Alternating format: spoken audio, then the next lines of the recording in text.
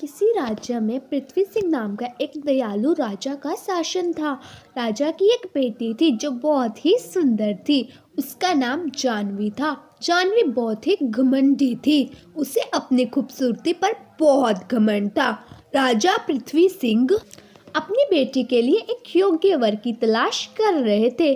उन्हें लगता था कि एक बार राजकुमार की शादी हो जाए तो उसके बर्ताव और व्यवहार दोनों में परिवर्तन आ जाएगा। एक दिन राजा पृथ्वी सिंह ने अपनी बेटी के विवाह के लिए स्वयंवर का आयोजन किया। दूर दूर से राजा राजकुमारी के स्वयंवर में भाग लेने आए। राजकुमारी जानवी दरबार में आई और एक एक कर सभी राजकुमारों का अपमान करने लगी। पहले तो राजकुमार के पास पहुंचकर उसने कहा, यह तो बहुत छोटा है। फिर वो दूसरे राजकुमार के पास गई और बोली, यह तो एकदम खंबे जैसा लंबा है। और तीसरे राजकुमार को उसने कहा, यह तो एकदम कद्दू जैसा गोल है। और फिर आखिर में वो राजा विक्रम के पास गई और जोर जोर से हंसते हुए बोली, हा हा हा हा हा, इसे देखो तो सही, इसकी दाढ़ी कितनी अजीब और लंबी है और इसका चेहरा भी कितना लंबा है। इसे तो हम महल में नौकर भी न रखे। यह कहकर राजकुमारी सभी का अपमान करते हुए आगे बढ़ती गई। राजकुमारी के इस व्यवहार से महाराज गुस्से में बोले, जानवी, आखिर तुम्हारी हिम्मत कैसे हुई इन सभी नेक राजसी पुरुषों का अपमान करने की? अब बहुत हुआ। मैं ऐलान करता हूँ कि कल सुबह जो भी पहला व्यक्ति इस महल में प्रवेश करेगा, तुम्हारी उसी के साथ शादी होगी, फिर चाहे वो कोई राजा हो या फिर कोई नौकर। महाराज का ऐलान सुनकर राजकुमारी अचंभित रह गई।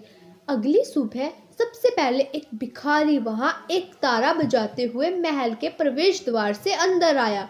महाराज को जैसे ही इस बारे में पता लगा, उन्होंने दरबारियों को भेजकर उस भिखारी को राज दरबार में बुलाया और कहा, हम तुम्हारी शादी अपनी बेटी से करवाना चाहते हैं। यह सुनकर भिखारी बहुत खुश हुआ। महाराज ने राजकुमारी और भिखारी की शादी करवा दी। शादी के बाद राजकुमारी भिखारी के साथ महल से चली गई। दोनों चलते चलते एक सुंदर सी घाटी पर पहुंचे। सुंदर घाटी देखकर राजकुमारी बोली, अरे वाह, यह कितनी सुंदर घाटी है। यह घाटी किसकी है? भिखारी ने उसे बताया कि यह घाटी राजा विक्रम की है। यह सुनकर राजकुमारी को बहुत अफसोस हुआ। अब वह दोनों उस घाटी से और आगे बढ़ते हुए एक बड़े शहर में पहुंचे। वहां पहुंचकर राजकुमारी ने उससे पूछा, यह बड़ा और सुंदर शहर किसका है? भिखारी ने कहा, यह शहर भी राजा विक्रम का ही है। राजकुमारी को ये बातें सुनकर बहुत अफसोस हुआ। उसने सोचा, ओह, मैं कितनी बड़ी मूर्ख हूँ, मुझे उस राजा का अपमान नहीं करना चाहिए था। वहां से जाकर भिखारी उसे अपने घर ले आया। घर देखकर राजकुमारी भौचक्की रह गई। वो बोली, हे भगवान, ये घर तो बहुत छोटा है, यहाँ तो कोई सेवक भी नहीं दिखाई दे रहा। इस पर भिखारी ने बड़े प्यार से कहा, ये हमारा घर है, अब हमें यहाँ सारा काम खुद ही करना होगा। अब वो भिखारी और राजकुमारी उस घर में रहने लगे। लेकिन राजकुमारी को घर का काम नहीं आता था, इसलिए वह हमेशा हर कार्य बिगाड़ देती थी। परेशान होकर उसके पति ने सबसे आसान काम देने के बारे में सोचा। वह राजकुमारी के लिए जंगल से कुछ फूल तोड़कर लाया, जिससे वह राजकुमारी फूलों की माला बना सके और वह उन्हें बेचकर कुछ पैसे कमा सके। राजकुमारी बहुत मेहनत से फूल की माला बनाने की कोशिश कर रही थी। तभी उसकी उंगलियां छिल गई और वह माला नहीं बना पाई। यह देखकर भिखारी बहुत गुस्सा हो गया। उसने राजकुमारी से गुस्से में कहा, तुम खाना नहीं बना सकती, तुम फूल माला नहीं बना सकती, तुम घर का कोई काम नहीं कर सकती, तो तुम क्या कर सकती हो? तभी उसे एक ख्याल आया। उसने राजकुमारी से कहा, राजा विक्रम के महल में एक सेविका की आवश्यकता है, इसलिए अब से तुम महल में सेविका का काम करोगी। अगले दिन से राजकुमारी विक्रम के महल में सेविका का काम करने लगी।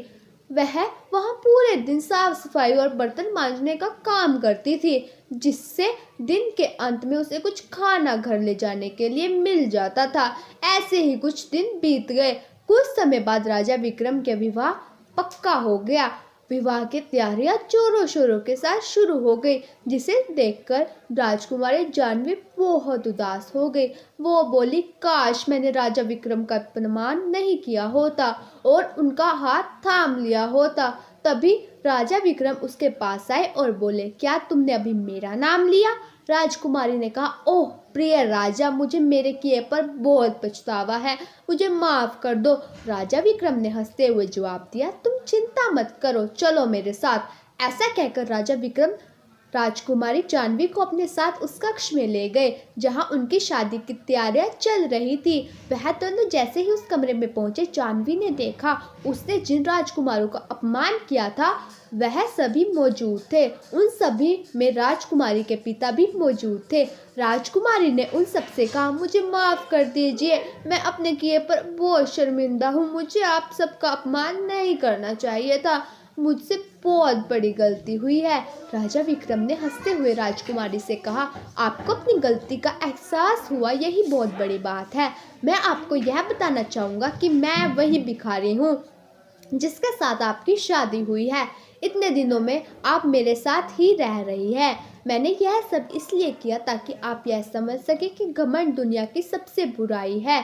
और जब आप यह समझ गई है तो चलो मेरी रानी। यह कहकर राजा विक्रम राजकुमारी को अपने साथ ले गए। उन दोनों ने धूमधाम के साथ पूरे राज्य के समक्ष विवाह कर लिया और खुशी खुशी अपना जीवन व्यतीत करने लगे। दोस्तों, इस कहानी से हमें यह शिक्षा मिलती है, हमें कभी भी घमंड नहीं करना चाहिए, क्योंकि घमंड इंसान का सबसे बड़ा अवगुण है।